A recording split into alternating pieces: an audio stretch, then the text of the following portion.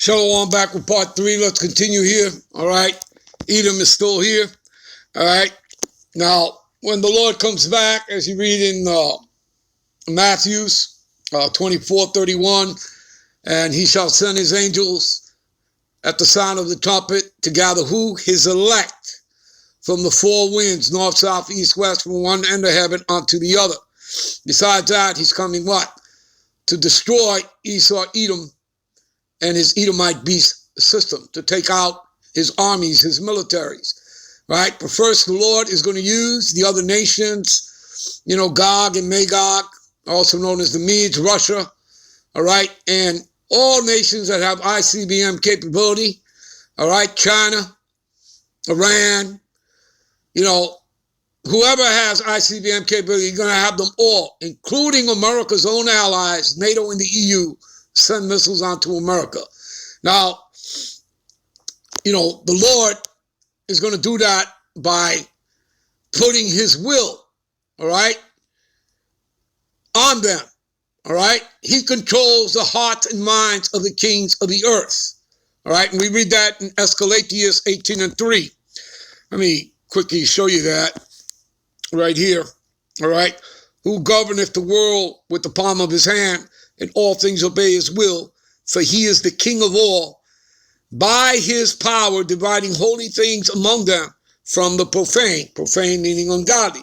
But as you could see, who governeth the world with the palm of his hand, and all things, I repeat, all things obey his will. Do you understand, people? You see that? All things obey his will. There you go. All right? So anyway, like I said, I was also going to take you here. This is 1 Corinthians 15:24. Then cometh the end, when he shall have delivered up the kingdom of the Most High. This is talking about Yahushua. See, even the Father, Yahweh, when he shall have put down all rule and authority and power. Who's going to put that down? Yahushua. Along with Michael, the archangel, and all the thousands upon thousands of angels, okay, that the Lord is coming back with. For he must reign till he have put all enemies under his feet. And the hit list starts with Esau, Edom. Go to Psalms 83. You'll see that there at the top of the hit list, the tabernacles of Edom. All right? And verse 26, and the last enemy that shall be destroyed is death. That's Esau. Do you understand? Esau, Edom. Okay? You go to Habakkuk 2:5. It's describing him there. And that he is as death. Okay, he is the man of sin, the son of perdition, which means destruction. That's what he represents, death and destruction. So anyone joined onto him, like I said earlier, as we read in Isaiah 13:15, those that are joined onto him shall also be thrust through with the sword. Okay, for any of you jakes out there. All right, you have to choose a side. Okay. You choose Esau over the Lord? Well, good riddance. All right? You're going to die Esau's death. All right. Anyway, let's go to the prophecy. Give me a minute. All right. The key point is in 2nd Ezra 6:9. I'll start at 7. All right. Then answered I and said, what shall be the parting asunder of the times? This is Ezra speaking to the angel. Or when shall the end of the first and the beginning of it that followeth? And he said unto me, the angel said unto Ezra, from Abraham unto Isaac, when Jacob and Esau were born of him, Jacob's hand held first the heel of Esau. You understand? Pulling them. That's symbolism. That's an allegory. Okay? It's prophecy. Okay? Pulling them down out of power. All right? And the rest would follow. Right? Esau sold his birthright. All right? Onto Jacob.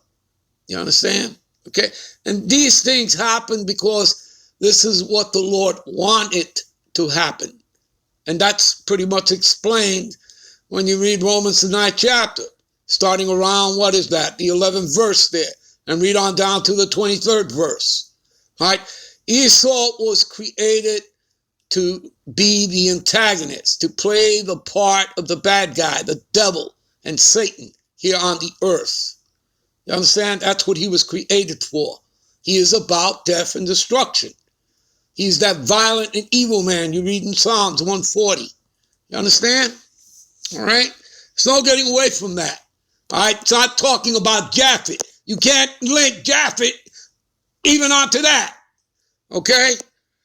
So you people need to get the heck out of here with all that nonsense. All right? Verse 9. For Esau is the end of the world. Okay? See, that word world there is 165 in the Bible Concordance or in the blue letter. Okay? It's talking about the ending of an age, Esau's age. And you're witnessing it. Okay? You're bearing witness to it, of him being taken out of power. All right? And Jacob is the beginning of it that follow it. And Esau, he doesn't ever want you to know that. He thinks, with him, the end all be all is supposed to be with him. Like nobody else is going to rule. We've already read how the Lord set up kingdoms and taken down kingdoms. Okay? So please, people, there it is. It's right there in your face. Okay, the Negro, Latinos, and Native Americans are set up to rule, and we're talking about the everlasting kingdom. Daniel. All right, Daniel 2:44. Okay, nobody else is ever going to rule again. All right? Nobody else is ever going to rule again. All right, go read it for yourselves. All right? Let's see here. See? For evil shall be put out. This is what's taking place. Okay? That's why the Lord set us up with our elders on down. For evil shall be put out, and deceit shall be quenched. As for faith, it shall flourish, and corruption shall be overcome, and the truth which hath been so long without fruit, right? The truth has been hidden, right? For so long, right? And we also read what? In Colossians, right? In Colossians 1:26, what does it say here? Jump to it.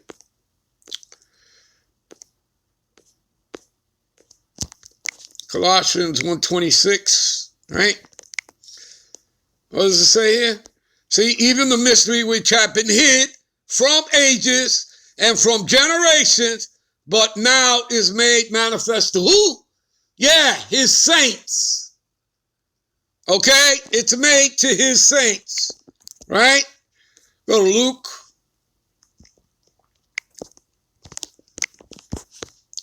What is that?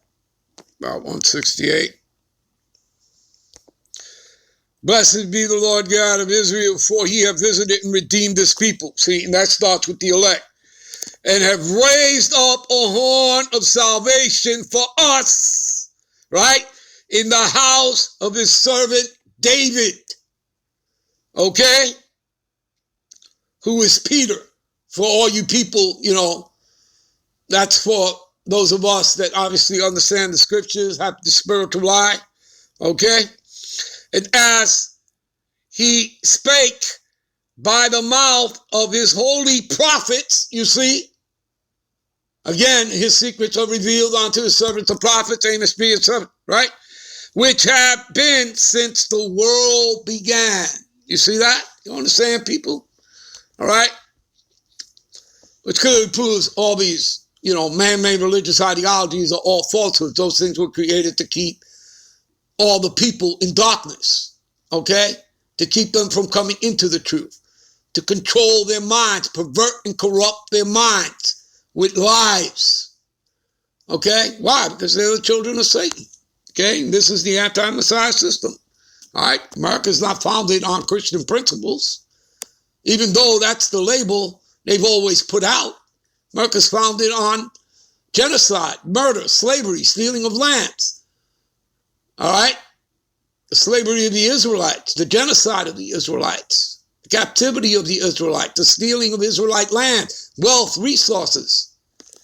Ain't nobody can come and look me in the face or any brother in this truth and, think that they're going to come up and make, these false lies, deceptions, and claims that, this is a Christian nation, because it's not. It's an anti-Messiah system. And that's the way it was set up to be. All right? America is an evil, a necessary evil, all right, in fulfillment of prophecy in order to bring in the kingdom. Okay? All right? Anyway, let me take you to something else. Give me a minute. All right, this is Exodus 17 and 16. And you guys can actually start up at the 8th verse and read on down. For time's sake, I'm not going to do that. All right. For he said, because the Lord, Yahweh, we say that because we see the word Lord in all caps. All right. The Lord have sworn that the Lord Yahweh will have war, right, with Amalek, the Amalekites, right, the Edomites, the head tribe being the international banking families, okay, the Illuminati, Luciferians, whatever you want to call them. They have many names. They're Satanists, okay, Rothschilds, Oppenheimers, Rockefellers, etc., etc. All right, with the Edomites from generation to generation. So how could it be that the Edomites were done away with? Are you people calling the Lord a liar?